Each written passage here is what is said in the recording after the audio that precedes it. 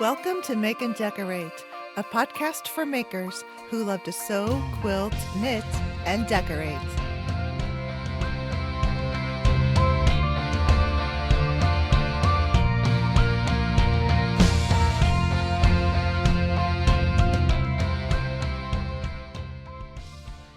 Hello, everyone. Welcome to the Make and Decorate podcast. I am Stephanie, and I am very glad you are here with me. On this episode, my guest is Ames from Indy Bindy Fabrics. We will get right to that segment in just a moment. I want to share with you that last month I reached over 100,000 downloads. I know it's not a huge number, but for my little podcast, it is a pretty nice milestone. I am so thrilled, and I want to thank all of you who actually did the downloading to get this podcast over 100,000 downloads. I think I mentioned this, but in case I didn't, about a month ago, I was a guest on Naomi Feita's YouTube channel. While we are on the topic of YouTube, my podcast is now publishing to my YouTube channel at Make and Decorate. All of the episodes are there, and I know I've noticed a lot of people have started to go there and listen to my podcast there. Also, consider subscribing to my Patreon. You can join the free membership for sample bonus episodes that the paid members get every month, and you can just hang out and chat. These are fairly new features with Patreon, so give it a try and say hi. It is patreon.com/makeanddecorate. Next up is a song performed by Johanna Kranich called Undeniable. It is 4 minutes, 20 seconds long, so you may fast forward to go right to the guest segment. First, I want to just say that this chat that Ames and I had was literally awe-inspiring for me. This community that Ames has created is not only to educate, but also to foster a group that supports each other no matter where they are at in their sewing experience. And I hope you enjoy this conversation with Ames as much as I did.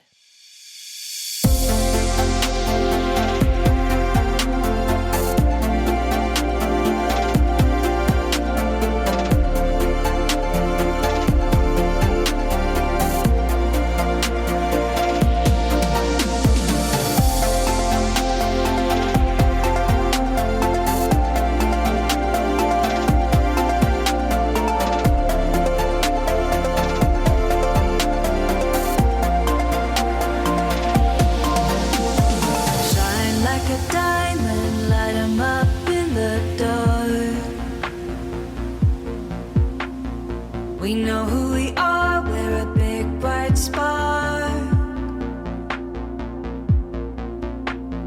We know how to take the lead and we aren't afraid.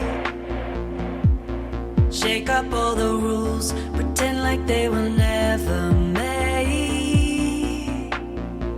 You know it's real.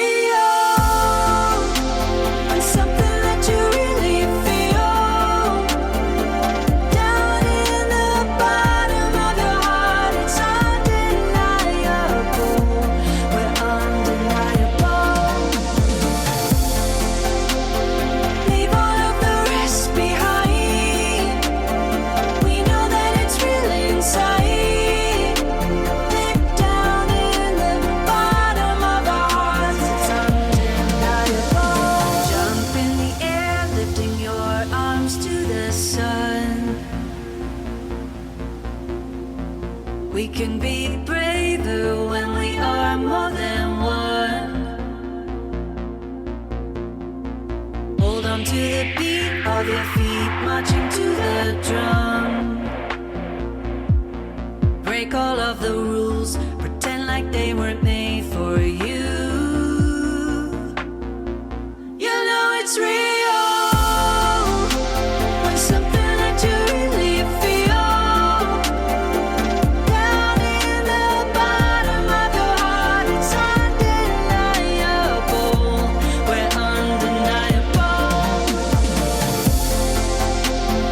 Leave all of the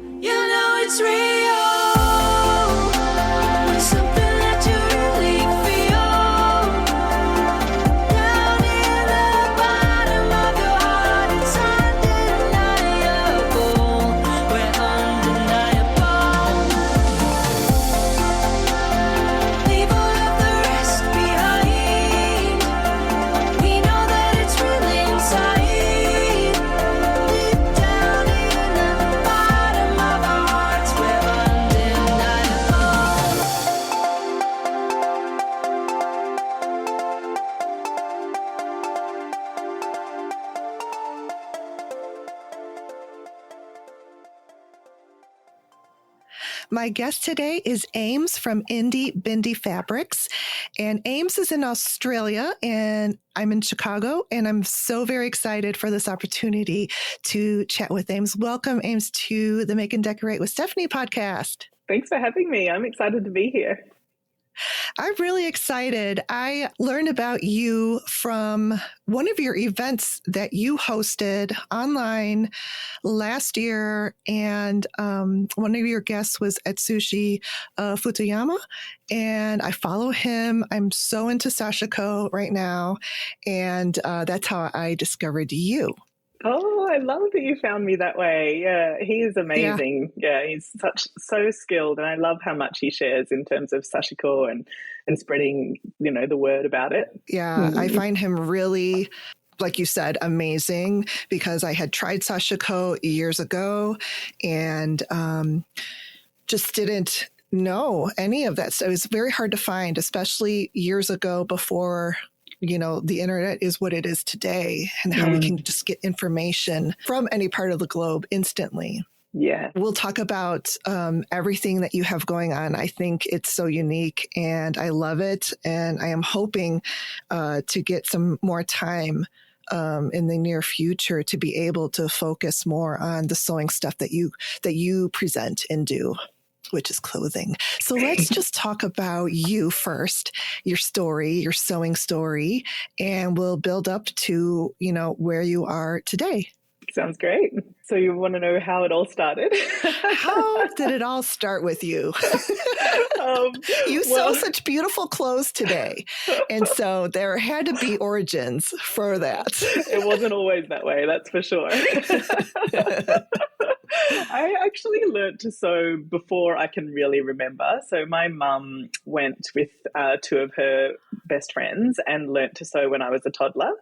And at the time, it was preschool for me. So she was running a family daycare at our house. So there were 5 little girls, including me, that she would look after during the week. And when she learnt to sew, she would make me and my 4 little friends all these matching frilly bottomed bloomers and little dresses to run around in. And that's probably my first memory of sewing, but it was my mum sewing. And then I think it was kind of just a process of osmosis, like being around her all the time. And then I kind of experimented, and there was a lot of trial and error. For me, I never really sewed from a pattern. It was always kind of see if I can make this work, and kind of dipping my toe into self-drafting.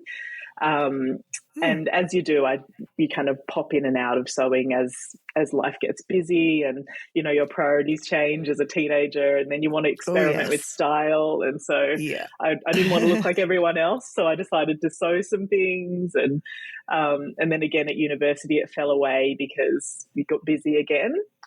But I really came back into sewing when I was living in the Solomon Islands, actually, and there's not a lot to do there. But I had my sewing machine, and my neighbour, actually, who has become one of my best friends, she also sews. And so on the weekends we would bring our sewing machines around to each other's house, and we'd have a glass of wine, and we'd have these sewing Saturdays, and it was really lovely. And that's when I dove back into it. That's great. I love that. So I don't I don't know. I do meet some people that have been sewing since they can remember, but it's just so kind of foreign to me. I just wonder what that's like. But I mean, I guess like you said, you go in and out of it.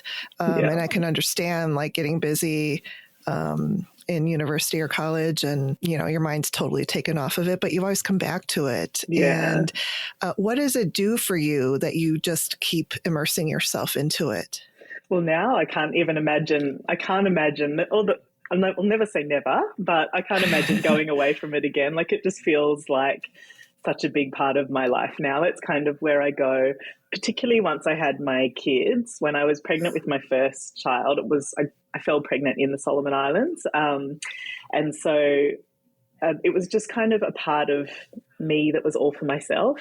It wasn't part of my identity as a mum. It wasn't part of me as a wife. It was just me.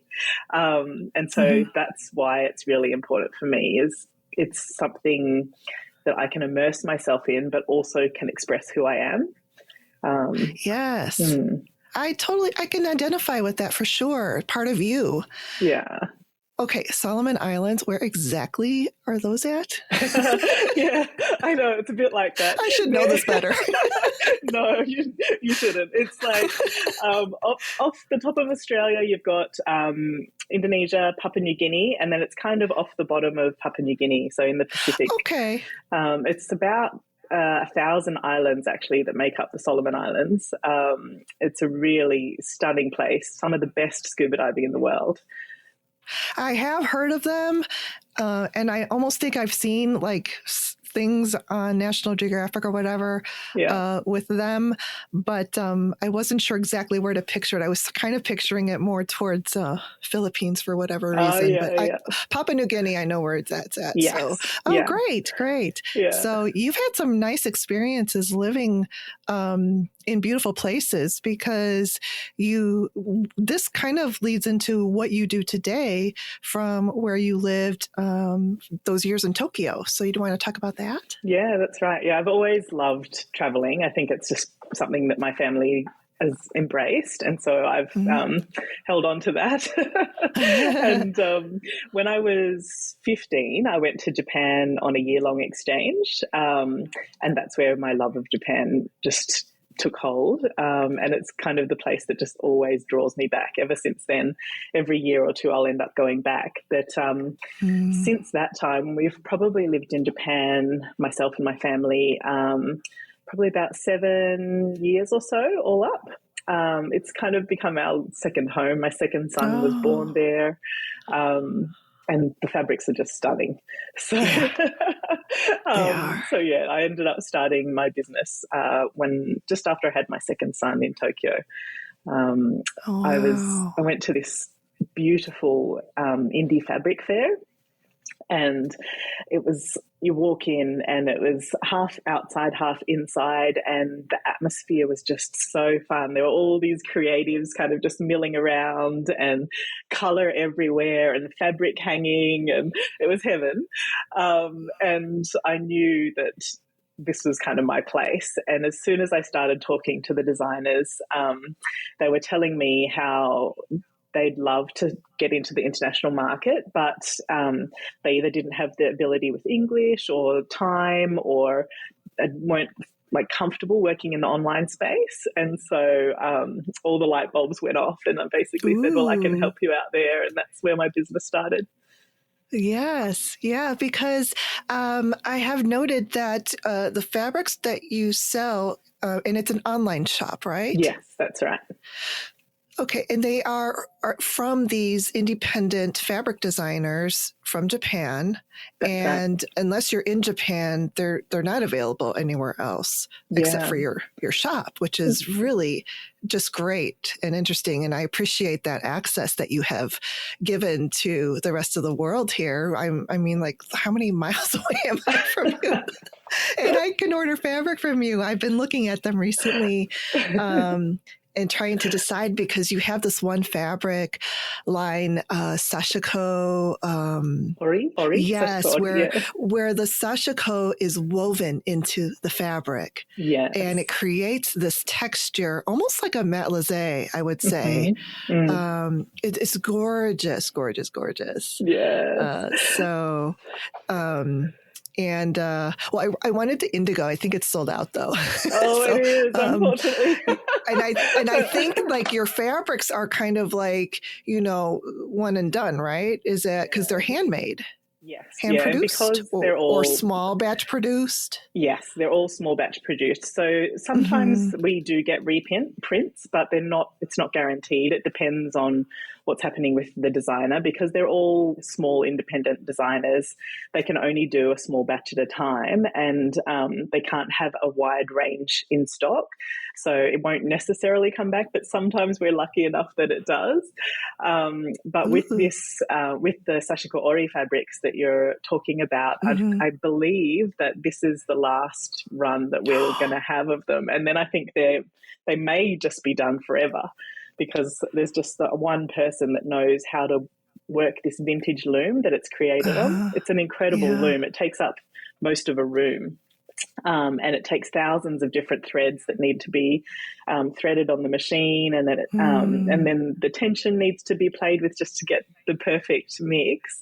And it takes 1 hour for 1 meter to be woven. It's an incredibly intensive process, but it produces an amazing fabric. I need to get some then, because There's some I need to hanging have just it behind me. Oh, is that the blue one, the lighter blue? This is the deeper blue, this one here. Yeah, I'm just... The deeper blue? I've got it hanging up so I can decide what to make with it. I need to be around it. I want some of that one, I think, then. I know, I couldn't decide on the other one, so... But it's nice for me to be able to see that in the background. It's sort of like a deeper... like almost a teal, but similar, right? Similar, but not quite, bluey, not quite as green. No, cerulean, maybe. But that's what I love. I love supporting these independent designers because just to broaden their audience, and also on the flip side, I love bringing unique fabrics to other sewists because I know how happy it makes me to sew them, and like how nice it is to have something truly unique, that you won't see on everyone else. So I love those two pieces of the puzzle. Yeah. And I think that, I can't speak for all makers, but me as a maker really enjoy supporting small artists and having materials to work with that are, handmade, hand designed, the process was done somehow through artistry like that. It makes it even so much more meaningful for me and special. And I feel like I'm creating, like when I get those kind of, sort of raw goods, you could say, making heirloom things, right? That's right. And I feel like there's an importance to be able to pass that down so that it's not lost in this huge world of technology and artificial technology. You know what I mean? So I see it. I see it in some, articles of newspapers and magazines of how people, even in those industries, are craving something tactile and hobbies to do with their hands. Yeah, absolutely. Because I don't think you can really take it out of our everyday lives on this earth. I'm definitely with you there. Like, technology is here to help us in lots of ways, but we just can't lose, and I don't think we ever will, because we have an innate kind of longing for that, like you said, tactile piece and the connection between like human to human. And when I'm sewing with these fabrics, it's exactly what you said. It feels almost like a collaboration with the designer, because you know who they are, who made your fabric, and it gets to your doorstep, and then you get to turn it into something else. And it feels like this wonderful collaboration. And also I feel like, with me personally anyway, I take more care when I'm sewing those fabrics. I take a little bit longer, maybe finish it off a little bit better, and therefore it lasts longer, and I love it more, and I wear it more. So it all builds up to a good result in the end. Very true. And, also more thought into what you're going to make out of it. So that, a lot of times even, you just like this fabric, I want it to be seen. It's not going to be lining. It's going to be the showstopper fabric. Yeah. 100%. Yeah. Yeah, I think a lot of the sewing really great. Yeah, it happens. A lot of it happens before you even like trace or cut out. Really, a lot of it's in your head, right? A lot of the planning, the pairing of the pattern or the design and the fabric. A lot of it. Yeah, there's not a lot of sewing that happens when you're actually at your machine. True. Yes. It is much more of an investment, and clothing takes yardage. So tell us, because there's ways to incorporate this somehow, even if it's just a meter that you order of what you can do. So give us some ideas on that. Well, I agree. It definitely is. All of my fabrics, because they're from those independent designers, they are at a higher price point. So it is more of an investment. Which I think is a good thing, because that everyone down the line is getting paid what they should be. Yes. And like I said, it also makes you take extra care with what you're making, be more thoughtful. But in terms of if you don't want to order too much yardage, so with this Sashiko Ori fabric that we were talking about, I had a customer purchase just a meter because she loved it, but that's all she could purchase. And she just paired it with another fabric. So she used it as the feature of a top and made the yoke and sleeves in a plain fabric that complemented it from her stash. So you can do things like that. You can mix it with other fabrics. You could use it for like something in your home. I've actually had someone from a different designer that I stock. Her name is Canaria. She does kind of mixed media designs. She uses gouache or paper cutting, and then she turns it into a digital print. And this customer of mine fell in love with her design so much that she bought a meter and then she just stretched it over a canvas and put it up on her wall so she could enjoy it every day that way. So you can get really creative. You could use it for cushions. Yeah. So again, you see it every day, or make a bag or something that you want to carry with you. So there's lots of things I think you can do with a small amount of fabric. Right. Yeah. And I think that's why I was drawn to that Sashiko Ori, because to me it looked like it had it's not lightweight, it's more of a midweight maybe. That's right. So it's so versatile that it could be made into pillows, cushions, accessories. It almost even looks like it could be a home deck fabric to me. Yeah. Which would be great to display in a home. And I think that's a brilliant idea to stretch it over a canvas. The other one that has that gouache look to it. Yeah, I is a just good actually idea. Was thinking the designer of the Sashiko Ori fabric. I haven't seen it elsewhere in the world, but in Japan, it's a big thing to make a fabric cover for your books that you're reading, and so you can slip the cover of your book inside this fabric cover, and it protects it when you throw it in your bag or whatever. And so you don't get those kind of curled back leaves of your books. So you could do something like that even, and that wouldn't take much fabric at all. No, that's a great idea. So, okay. And then do you want to talk about some of the designers that your shop has and what you've got currently in your shop? Yeah, I'd love to. So we've spoken about the Sashiko Ori fabrics. I've spoken about Canaria. I have a handful of different designers, and they all have a really different aesthetic. The very first designer that I assigned to the shop, she works fully digital. At the moment, I don't have her fabrics in stock. We're all sold out, but we are getting another lot in soon. But she goes really deep in the research phase, and she's got this really fun, quirky aesthetic, and she has all these different characters that she names and draws family trees for and gives them love interests and star signs. And so there's that. And then we have like the other end of the scale where I've got these two designers. They live in Tokyo, and they've had the katazome dyeing method in their family for generations.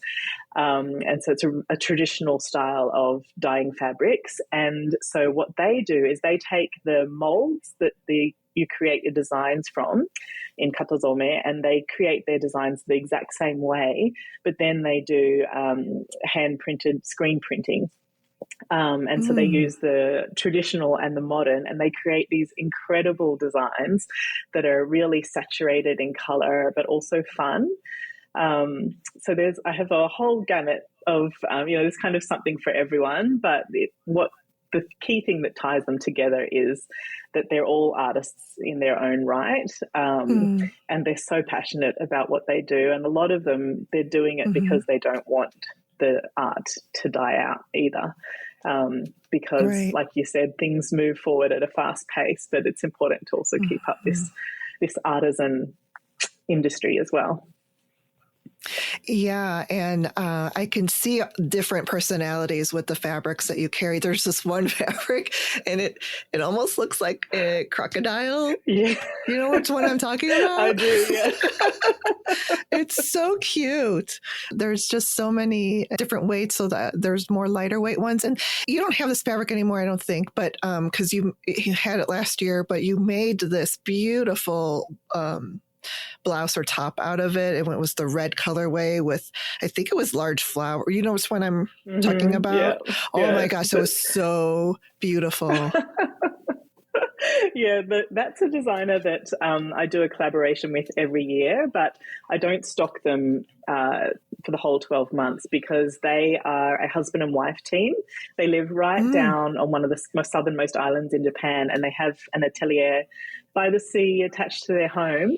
And Miki is the wife, and she does the designing, and Tomota is the husband, and he does all of the printing by hand himself.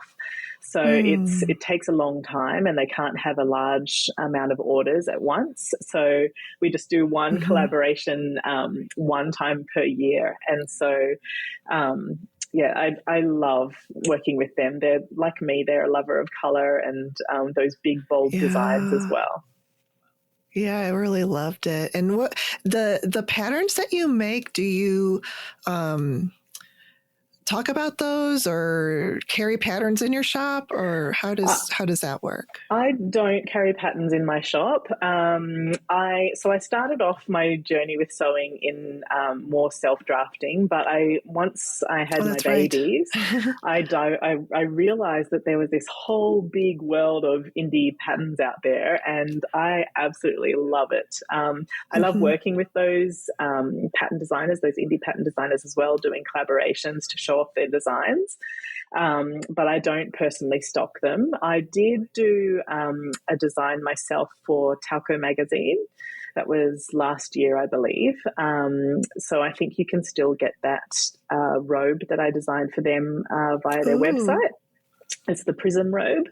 And I probably will in future be stocking that one on my site as well. It was a really fun process to learn Adobe Illustrator and like how to do all of the technical side of that pattern designing. When I do get a second, I would like to play with that a bit more and try and create another design in future. Oh, that's great. Prism robe. Yeah, that's really interesting. The way that you learned and you self-drafted your own patterns. It's pretty, it just blows my mind thinking about that, because I've recently really just learned in the last few years even just how to adjust patterns to me, like making muslins and, full bust adjustments and stuff like that. Like, I mean, I thought that was a big deal. It is a big deal. It is. To be honest, I think if I went back and look at those designs that I created back then, I would probably cringe right now. But it was a fun process, and it was a great learning curve. But if I went, and I do actually this year want to get back to more self-drafting because it's been so long, I think I would be needing a thorough refresher. Yeah, but fitting patterns is such a huge topic. We had in my sewing membership, we had Michelle Matsumoto come and do 2 fitting classes with patterns, and it's a whole world of its own, right? But I think, like you have, once you've worked out your kind of standard adjustments that you need and you've practiced them a number of times, it always gets easier. Yeah. I agree. It's just awkward at first. And then once I worked through it a few times, then like my brain sort of like put it together, because when you're like reading or even watching a video, you don't quite understand it until my hands are actually like doing the work and seeing the result. Yeah, 100%. I heard someone say recently, no matter how many books you read on learning how to swim, until you get in the water, you don't know how to swim. Right. Yes, so true. Yeah. Definitely. So let's talk about your it's Indy Bindy Society. It's your membership group, right? Yeah. It's I've been running the society for over a year now, and I truly love it. It's this group of sewists from around the world. We've got people in the US, Canada, Australia, Singapore, all over, and South Africa. And it's just a wonderful group of people that come together each month. We have social calls twice a month at different time zones, and everyone's just there to support each other. It's a lovely private space. We were talking recently on one of our calls about a dress that someone had made that we titled the naughty dress because there were just so many things that went wrong along the way. But in the end, like, she loved it. And she took photos of it, but they, some of us have Instagram husbands that are really good at taking photos, and some of us don't have that person. So Right. they weren't the best photos, but it doesn't matter inside this private community because it's not going anywhere else. It's not public. So we can share all of that stuff. It's a lovely kind of safe, happy space of the internet. But I provide monthly classes. This month I did a class on all things zips. So everything from a basic zip to getting an invisible zip to actually look invisible. Right. And sometimes I have people come in like Michelle with the fitting class, and also every month we have a wonderful guest speaker that comes, and it's just someone from the sewing community who will just talk about their sewing story, and we get to ask them questions, and it's just really lovely to have that kind of intimate time to talk. So yeah, it's a great space, and the best thing about it is just the community, really. Yeah, I just got a little piece of it. I joined for just the 1 month, and it was the worst time of the year, right around the holidays. Yeah. And I just couldn't make use of it. And then I was just like, this is, plus it is specific to sewing clothing. Yes. So you have to really love that and want to learn it more. And I feel like it is a great group to be part of, for someone to be able to focus on that for their own sewing purposes. And like you said, learning. There is someone there with my name, though, I noticed. That's true. You have a Stephanie. Stephanie's are the best. Yeah. And even I was too shy to even say anything. So, because I'm like, I'm not even making anything. So I feel like I'm just this little eavesdropper. That's okay. And you know what? It's true. There are some people that just want to be there and not actively participate or share, or they just kind of want to soak it up from the sidelines, and that is totally fine as well. Whereas other people just want to share what they've made and ask all of their questions, and there's a space there for everyone. It's 100% fine, and it's true. You don't need to be sewing something every month. At the beginning of the month, I ask everyone what their goals are, and some people will. That scared me too. Oh, I'm sorry. I was like, oh my gosh, I didn't do my homework. Well, from now on, I'm going to say, what are your goals? But also, you don't need to have them if you don't want them. Because there you go. Some people really want to sew a certain number of garments or work on a particular technique, whereas others are just happy to be in their practice, right? Some people just want to be on the social calls and may not have sewn anything in months, and that's totally fine as well. Oh, okay. Yeah. All right. Yeah, because you have so many different facets to it. And I would even just find those guest people that you have on, like you've had fabric designers and other people who sew and everything. So there's really good information there. And your monthly ones with the group too. I can imagine that people kind of learn from each other and share what they're working on, right? Yeah, exactly. Share what they're working on, or maybe they're taping a pattern while we're chatting, or just coming to ask a question about, I've been thinking about this, but I'm not sure where to start, or does anyone have a good hoodie recommendation for a pattern? And then some people just want to come and chat. And at the end of it, most people will say, oh my God, my sojo is so high now. I got a boost. Because, when you talk about it, you suddenly feel energized. You want to go and do it. So true. yeah. Yes. In that one event, I got so excited, and then I joined up right away, and then I was just like, now what do I do? Oh my gosh. Oh, that's good to know, though. But it's good to know that you don't expect, like, every single thing because I don't know. I'm like one of those types of, like, I'm a very good student. So I want to do a good job and I want to be able to keep up. So, and if I can't, then I'm not allowed, but that's not true anymore. No, that's not true. There is no perfect I am sewing going to practice. rejoin, though. I am going to rejoin when I do have the time, because I want to have the time to be able to focus on it. And I like to make everything. So, I mean, I quilt and I do all these hand sewing and knitting. I like to make it all. Yeah. So, but I, just go into these. I haven't made clothing in a little bit since, like, my brother's wedding 2 years ago, and I made that's when I learned how to fit the bodice. But I was so proud of that dress. Good. So I want to make more clothes, and like you said, there's so many great independent pattern makers out there, and now they do have extended sizes for people like me that I can easily sew and don't have to, like, redraw the whole pattern. Yeah, which is a whole other thing. Yeah.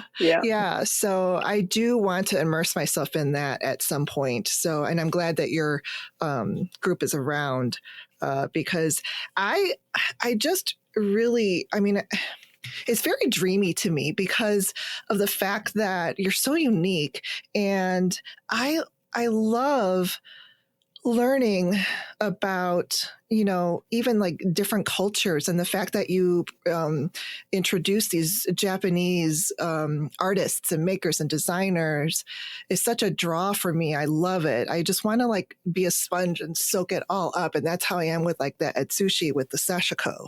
Yeah. So I'm so glad that this is out there. And that's why I wanted you on, because I wanted to, like, broadcast, this is out here now, everybody. You got to go check it out.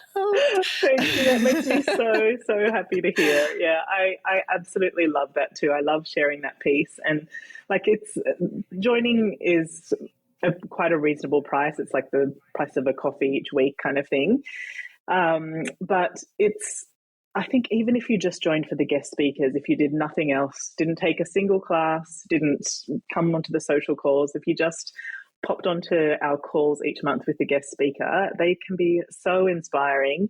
And it's just nice to hear the different stories that are out there and just show you that, everyone can do it their own way. There's no one way. There's no amount that you need to sew. There's no perfect technique of one single thing. There's always multiple angles that you can approach something from. And, like, we've had fabric designers, they've talked about how they went from just being a regular sewist like you and me into designing fabrics, or pattern designers. We had Katie Cortman, so she came in and talked about her Project Runway experience. There's like the whole gamut. It's so much fun. Nice. Very nice. I also love just, like, your newsletter updates, and I love seeing the things that you make with the fabrics that are in your shop. It's pretty inspirational. So it does get me really, like, excited about it. And I love your cheerful personality too. Oh, thank you. Always have a smile, and I feel that you're welcoming. You're not like the sewing police, in other words. Definitely not. Right.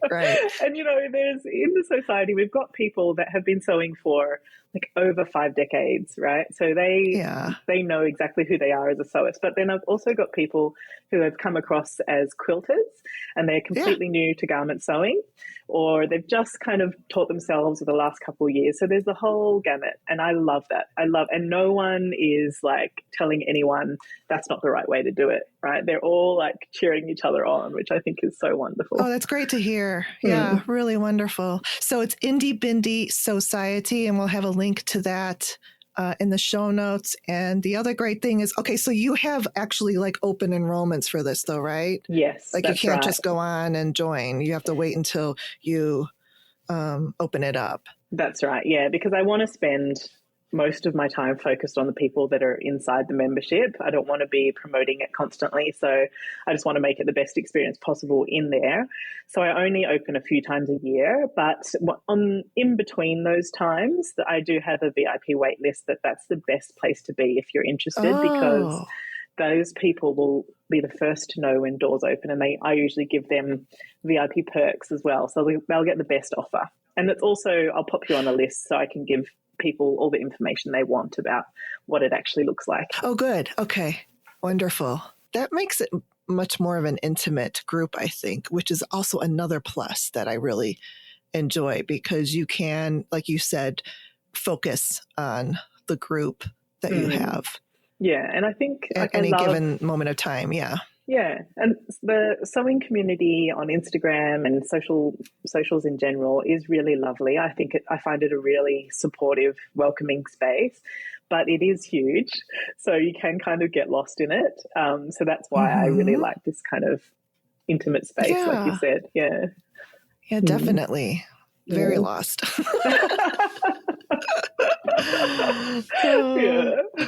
So, okay, great. So Indy Bindy Society and your Indy Bindy Fabric Shop. Is there anything else you want to promote, talk about, mention? Well, there are no concrete plans yet, but I did get a lot of great feedback last year from the event that you attended, which is the Sew Inspired Summit. Yes. So I would like to hold that again this year. So if people are interested, you can jump on my email list, and that'll be the place to find out if and when it goes ahead. And what that looks like is I bring together a bunch of different instructors from around the sewing community, and they each provide a class, and it's run over 2 days, and you can dive into any or all of those classes. And I usually hold a couple of social calls just for fun as well in that period. I loved that event. It just was so amazing. I am so glad that you're thinking of doing this again, because it's just unlike anything. And I have attended a lot of virtual and online sewing type events, whether it's clothing or quilting and all of that stuff, card making. Yeah. And I honestly can say that this was one of my favorite all time ever. It's just like different. I felt it was just very unique, and maybe it was also because Atsushi was. I keep talking about him, but I'm getting nothing from saying his name. You should sort out something there. I know, right? But yeah, I think it was also just you had people on that I had never heard of before, and it was very interesting to learn about them and what they do, and about you, because I had never heard about you either. So I think it's a wonderful event to just really like introduce it out there to people all over.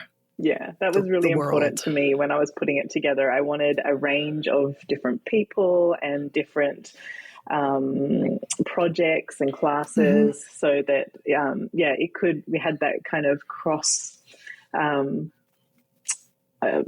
promotion, I guess, of information, so that it can just broaden people's collaborations. As to like what's around, who's out there, and all these fabulous things that that we only really touch the surface sometimes. Yeah, I think that probably also was it too. It was that it was this collaboration, and it wasn't like this is sponsored by this big, huge name brand. It was just a collaboration of all of you independent. That's it. That was that's the. I think that's exactly what it is now. That makes my heart sing. I love that. That's one thing that I'm so passionate about. So that makes me so really happy to hear. Yeah. Yes. All right. Well, thank you so much for coming on and talking with me. You are all the way in Australia, and I'm all the way over here in Chicago, and we're even in different seasons and different days of the week, which is, when you think about it, crazy, but it's also amazing. So I love it. So thank you so much, and hopefully I will be chatting with you again soon. And I will be looking down the road to one of your enrollments again so that I can now not be a scaredy cat and I can just freely roam around your Yes. society and learn and know that everybody in there is just friendly and there for each other. You're so welcome. Absolutely. I would love to see you in there. And thank you so much for having me. It has been such a fun Yes, chat. I my really loved it. pleasure. Yes. Hey, I am back for a little chit chat segment. Wasn't Ames amazing? She puts a lot of work into cultivating her online community. And I do want to give the group another try in the future. I just really want to plan to devote time to do it. But I really do love it. Okay. So, how about that solar eclipse earlier this week? There was so much hype for this event. I do understand why, because it's not going to happen again for another 40 plus years. Did it live up to the hype? Only if you were in the direct path of 100% totality. I got really excited. I was working from home on Monday. Like a lot of people, I planned my lunch break around the time that the peak of the eclipse was going to be over Chicago. However, I forgot to get solar glasses before they were sold out. And now after the fact, I'm glad I didn't get them. But I did make the cereal box viewer and that worked. It was pretty cool to see the little pinhole silhouette of the moon covering up the sun. I also set up my camera on a little tripod on top of our barbecue grill outside and took some photos via remote control during our peak totality time. So we were not in the direct path, but our percentage of a partial eclipse was high. It was 94% totality. So you would think, whoa, it's going to get pretty dark. It's going to, it's like 6% from 100. It was a little disappointing. The sun is so strong that, that extra 6% is still pretty bright. And it really just kind of got dim. The sky got dim for a few minutes and it had a funky looking, shade to it. And then it was all over and then it got super bright again. I mean, luckily we had a really nice clear blue day with full sun. I think my expectations were set too high and I ended up a little disappointed. The photos on my camera weren't that bad for amateur photos.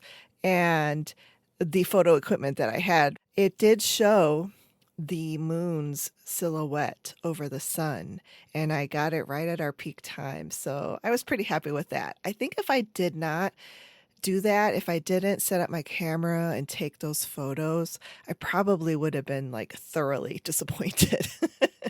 But I was happy with those. But if you guys were in like the path of totality, which is like was through Arkansas, and there was a little path of totality in southern Illinois and Carbondale. Those places I think did get like fully dark for a few minutes. But it's interesting to see that, and it's just strange to know that that's really not going to happen for a long time. I finished 3 mini quilts with the English paper pieced flower and the hand quilting, and now I've moved on to the new knitting project I talked about a couple episodes ago. This is the Sag Harbor Wrap pattern, and the wrap is a summer weight wrap made with Tahki osprey yarn, and that is a lightweight cotton blend yarn. I've got links to the yarn and to the pattern in the show notes. So the cast on is over 200 stitches. So far, so good. The next few rows are a bit more involved, so hopefully I won't make a mess of it. This yarn texture is similar to a scrubby dishcloth yarn, but it's much softer. And I'm using, so it's a little bit trickier, I would say. I'm using wood circular needles, and if I'm not careful, stitches can fall off the needles pretty easily, and it's a pain in the you know what. The colors already look really pretty in just the 2 rows that I've done, and the yarns are kind of like an ombre, and there's 3 different colors of the ombre that goes into this wrap. So the first colors, and I'm doing it exactly as the pattern has it, which is, very rare for me.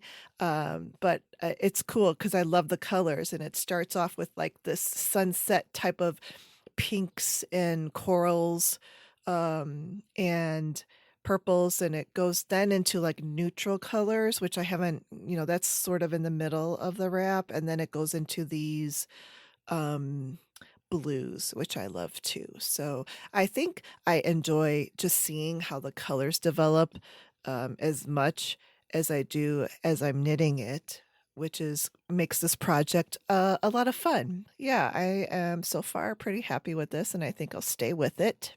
Unlike unlike that elementary wrap, that one was with a solid color yarn, and I did notice a difference in the ombre colors, make it a bit more fun and interesting.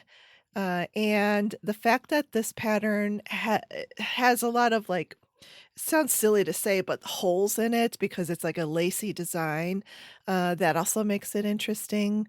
So I am looking forward to completing this. Now, you may be wondering, well, where is the prism blanket project that you had started? Yes, that is still there. It is a whip, and I do intend to finish it. It just is, it got put by the wayside for the season. And yeah, I just impulsively saw this scarf, and the Tahki yarn happened to be on sale for a really good price. So I jumped at it. And like I said, it's very rare that I like the cover photo exactly as is. And I got the yarns as specified, and I'm making it exactly as it is shown on the cover of the pattern. But the prism blanket is definitely on deck, and I will be picking that up again because I do want to finish that blanket for sure.